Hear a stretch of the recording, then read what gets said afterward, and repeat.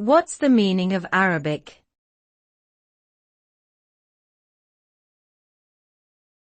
Arabic.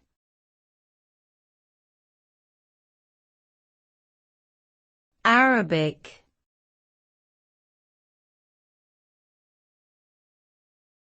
Arabic.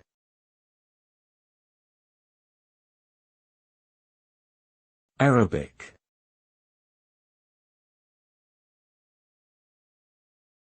Arabic usually refers to the language or culture of the Arabic-speaking world.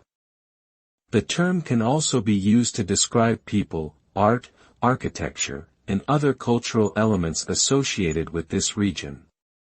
Arabic is one of the most widely spoken languages in the world, with over 420 million native speakers. It is also an official language of the United Nations. The Arabic script has a long history and is used for writing many different languages, including Urdu and Persian. Overall, Arabic encompasses a rich and diverse cultural heritage that spans centuries and continents.